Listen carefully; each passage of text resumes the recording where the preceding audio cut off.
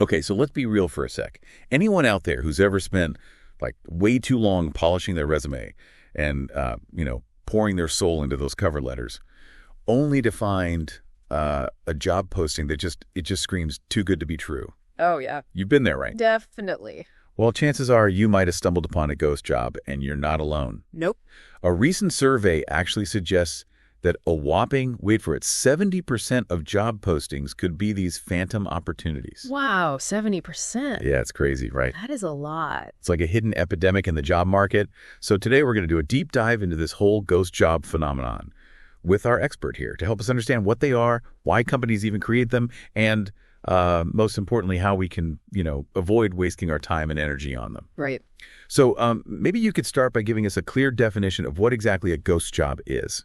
Well, think of it this way. Ghost jobs are essentially job postings that companies put out there, but with no real intention of actually filling them. Yeah. It's kind of like, they're holding auditions, but they've already secretly cast the lead role. Yeah. Sometimes these are positions that are, already filled, but they keep them listed for, I guess you could say, strategic reasons. And sometimes they're just like completely made up roles. So they're setting up the stage, but the play's already over.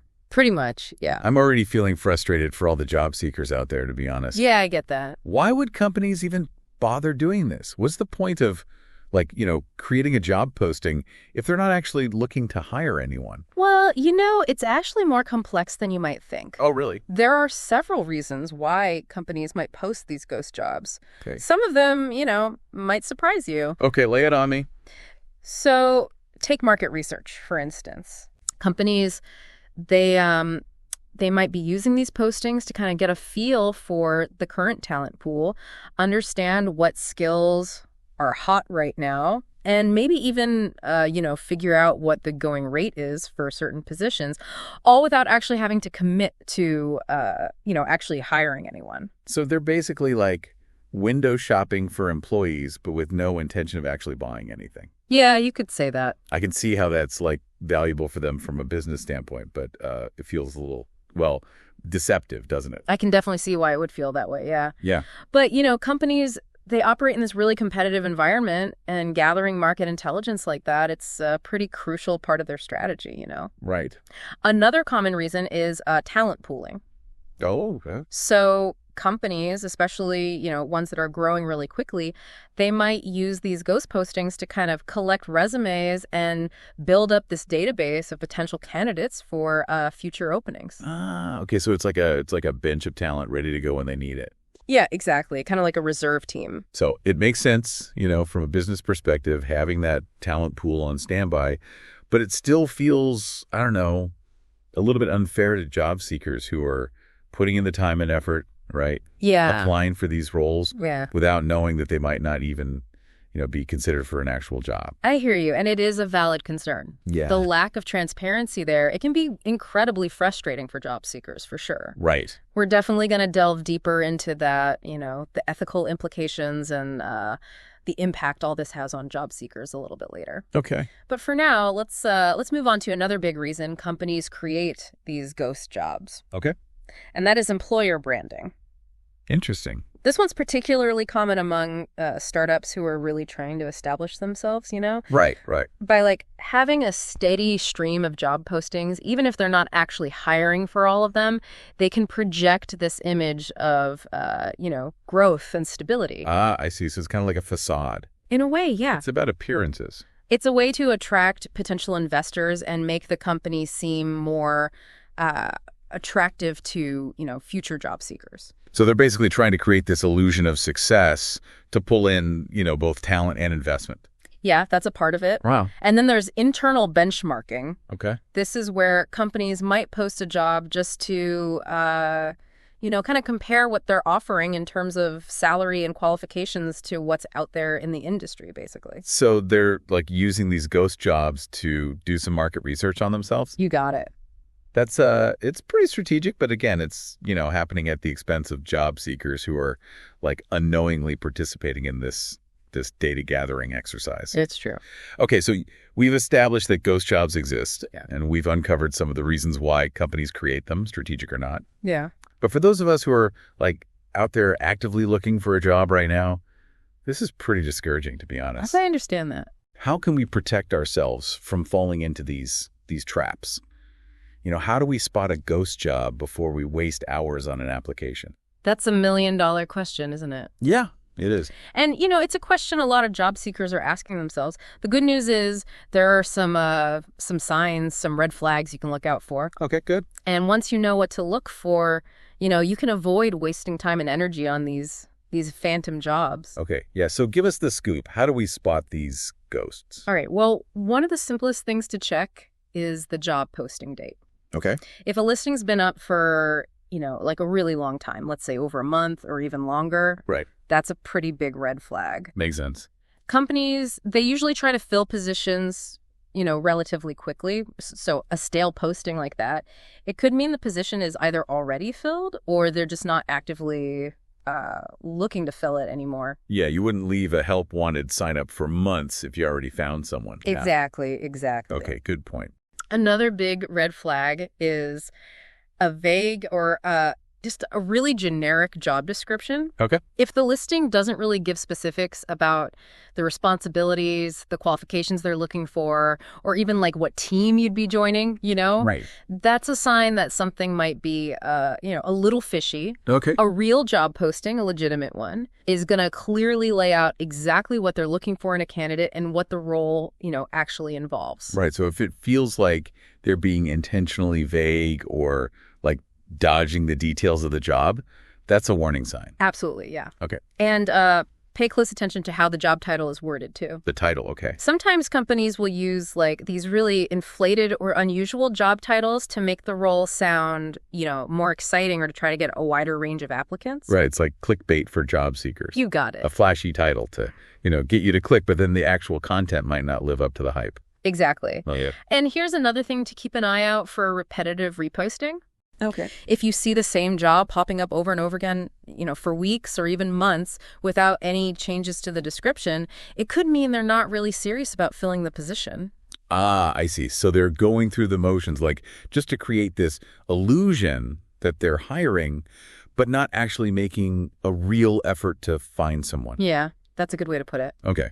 And speaking of the hiring process, pay close attention to how the company communicates with you, during the application process and the interview stage. Okay, yeah, that's important. If there are like these long delays, vague feedback, or if they're not clear about the timeline, Right. That's another red flag. So if they're dragging their feet or being evasive, basically, time to get suspicious. Yeah, pretty much. Okay. And this one might seem obvious, but always check for clear contact info in the job posting. Right. A legitimate company will give you the hiring manager's or, the HR person's contact info so you can reach out with questions. Yeah? If that info is missing, proceed with caution. Yeah, it's like they're trying to make it hard to actually talk to a real person. Yeah, exactly. Okay, good to And finally, don't underestimate the power of doing some online research. Right. Before you even submit an application. Take a few minutes to look at company reviews on sites like Glassdoor or Indeed. Yeah, that's a good idea. Those sites, they can give you some really valuable insights from, current and former employees. Yeah, for sure. And if you start seeing people mentioning ghost jobs or, negative experiences with the hiring process, that's a pretty clear sign to maybe steer clear. Yeah, it's like getting the inside scoop from people who've actually been there so you can make a more informed decision. Exactly. So it's all about doing your homework, folks. Yeah. We can outsmart these ghost jobs by being informed, being vigilant, and, trusting our gut. Absolutely. Okay, so now that we know how to spot these ghost jobs, let's talk about the emotional impact of all this. Yeah. Because it's not just about wasted time, is it? It's about feeling misled and, even betrayed by these potential employers. Yeah, it's definitely not just about the time. The emotional toll can be pretty heavy, especially if you've been searching for a while. Imagine, you've been diligently searching for a new job, maybe for weeks or months, and you finally come across this posting that seems like, it was made for you. It's like finding the perfect pair of shoes, right? Yes. But for a job. Exactly. The responsibilities, they line up with your skills. The company culture sounds amazing. The salary's right where it needs to be. You spend hours, crafting the perfect cover letter, highlighting all your achievements in your resume. You do all this research on the company to prep for the interview. You're already like picturing yourself in the role, planning your outfit for the first day. Exactly. Daydreaming about, your new work-life balance. Right. And then silence. Oh, no. Days turn into weeks. You hear nothing back. Ugh, it's the worst. Or maybe you get, one of those generic rejection emails that just feels so impersonal. Right. It leaves you with zero feedback, no closure. It's like getting ghosted, but by a potential employer. Right. No wonder job searching can be so emotionally draining. It is. It's like experiencing rejection over and over again. Yeah. But without even, a real explanation. Right. And this, it can really start to affect your confidence, your self-esteem. Yeah, especially if it happens a lot. Exactly. You start to question, are my qualifications good enough? Are my skills not up to par? Maybe I'm not even, worthy as a candidate. Right. Each one of these ghost jobs just kind of chips away at your sense of self. Yeah, it's a good way to put it. Leaving you feeling like deflated. Exactly. And we have to remember, we're talking about people who are already in a vulnerable position. Job searching is stressful, right? Oh, yeah. You're dealing with financial uncertainty, the pressure of needing to find a new role, and just the constant fear of rejection. Right. Ghost jobs, they just pile on more anxiety, more uncertainty to a process that's already, really tough. It's like trying to run a marathon with like invisible hurdles popping up everywhere. Good analogy. Yeah. And beyond the impact on individuals, this whole ghost job thing has broader implications for the job market as a whole. Okay. How so? Well, if a good chunk of these job postings aren't even real, it creates this distorted picture of what the employment landscape really looks like. Right. So it's not a reliable picture of what's actually out there. Exactly. It's like looking at a mirage in the desert. Uh-huh. You think you're seeing this oasis, but it's just, an illusion. Right. This distortion, it can make it really hard for, economists and policymakers to actually assess the true state of employment, which can then impact everything from workforce development programs to economic forecasting. So it's not just a problem for, individual job seekers. Right. It's a much bigger issue that can affect the whole economy. Exactly. And, on a more, I guess, fundamental level, this lack of transparency, it just erodes trust between employers and job seekers. Right. Yeah, makes sense. When candidates feel like they're being constantly misled, it just breeds this cynicism and suspicion. Like, it damages the whole relationship before it even starts. A great way to put it. And this erosion of trust, it can have these long-term consequences for both employers and job seekers. Oh, okay. Companies might find it harder to attract and keep top talent if they have this, reputation for posting ghost jobs. Makes sense. While job seekers might just become disillusioned and just disengage from the hiring process altogether. Yeah, I could see that. So it's a lose-lose situation, really. Right, because companies are hurting their own chances of finding good candidates. Yeah. And then job seekers are, losing faith in the whole system.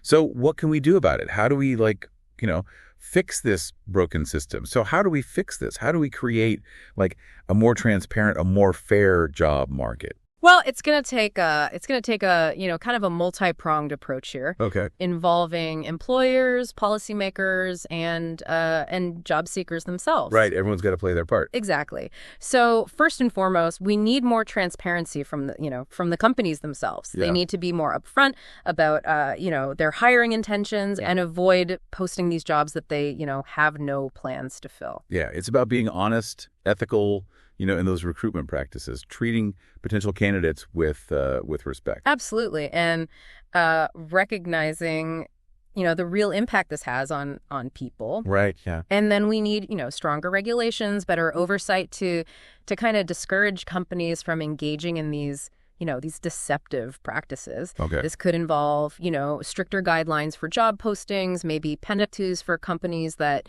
repeatedly post these ghost jobs. Right. Or even like a system for, tracking and reporting these phantom opportunities. So holding companies accountable for their for their actions. Exactly. Creating, a level playing field for job seekers. Right. Yeah, absolutely. And, just as importantly, we need to empower job seekers, give them the knowledge, the tools to navigate this, this complex job market. That means, giving them resources to identify ghost jobs, strategies to, to deal with the emotional fallout. Yeah, that's important. And, platforms to share their experiences and advocate for their rights as candidates.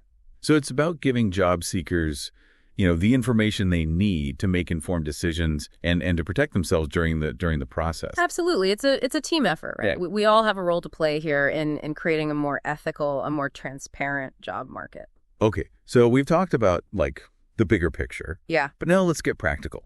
What are some things job seekers can actually do to navigate this, tricky situation? Right. So it's about being proactive, being strategic, and staying informed. Okay. Remember, knowledge is power. We've already talked about some of those red flags, like, vague job descriptions, stale postings, those repetitive reposts. Right. But beyond just being aware of those things, there are some active steps you can take to, avoid these phantom jobs. Okay. So what can we actually do? Well, don't be afraid to, to dig a little deeper, to go beyond the surface of that job posting and do a little detective work. Okay. Research the company, look at their website, dive into their social media, see if you can find any news articles, press releases, anything that gives you more info about their hiring plans. So it's like you're piecing together a puzzle to get the full picture. Yeah, exactly. Of the company and their intentions. Right. You want to know if the opportunity is real or if it's just,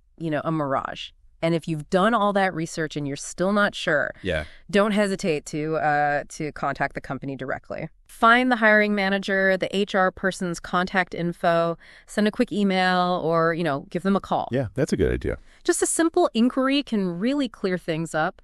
And it also shows them that you're proactive, you're genuinely interested, which can really set you apart. Yeah, it shows that you're, not just sending out a million applications, you're interested in this specific opportunity. Exactly. And while you're doing all this online research, don't forget to tap into, what current and former employees are saying. Right, yeah, the inside scoop. Websites like Glassdoor and Indeed.